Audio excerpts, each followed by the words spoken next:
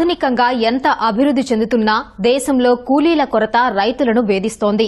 ఈ సమస్యకు చెక్ పెట్టాలని సంకల్పించుకున్నారు ఆ ఇంజనీరింగ్ విద్యార్థులు.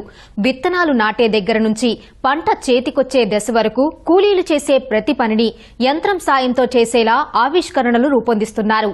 ఐఐటీ హైదరాబాద్ లో నిర్వహించిన ఇన్నోవేషన్ డే కార్యక్రమంలో వాటి నమూనాలను ప్రదర్శించారు.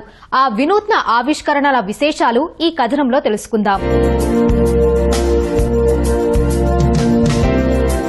ఉన్న రంగాల్లో ఆక్వాకల్చర్ మంచి దిగుబడినిస్తోంది. కానీ రైతులు పండిన ఉత్పత్తిని తానే గ్రేడింగ్ చేసుకుని నిర్ణీత ధరకు విక్రయించలేకపోతున్నాడు. దీనిని అధిగమించడానికి చెరువు వద్దే రొయ్యలను గ్రేడ్ చేసుకునేలా యంత్రాన్ని తీసుకొచ్చారు ఈ యువకులు. ఆ ఆవిష్కరణ ప్రత్యేకతలను ఇలా వివరిస్తున్నారు. మా ప్రోడక్ట్ వచ్చేటప్పుడు స్ట్రీమ్ ఫార్మింగ్, ఆక్వా ఫార్మింగ్ లో వస్తుంది. మనం ఏంటంటే క్వాలిటీ అసెస్మెంట్ అండ్ గ్రేడింగ్ చేస్తాం కంప్లీట్ గా. ఈ క్వాలిటీ అసెస్మెంట్ అండ్ గ్రేడింగ్ అన్నది మేజర్ ప్రాసెస్ ఆక్వాకల్చర్ లో. సో ఇవేంటంటే మాన్యువల్ గా చేస్తారు. మాన్యువల్ గా చేయడం వల్ల లాసెస్ వస్తుంటాయి, బిజినెస్ లో యాక్యురసీ తగ్గుద్ది.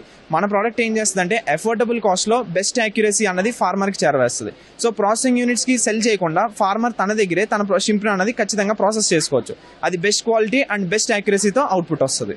ఎప్పుడైతే మన ప్రాన్స్ అనేవి వచ్చిన ఈల్డ్ అనేది మనం మన మెషిన్ లో ప్లేస్ చేస్తామో, ఏదైతే మనకి ఇన్ఫీరియర్ ప్రాన్స్ అనేవి ఉంటాయో, అంటే తినడానికి వీలు లేని ప్రాన్స్ ఉంటాయో, ఆటోమేటిక్ గా అనేది డిలీట్ అయిపోతాయి అనమాట.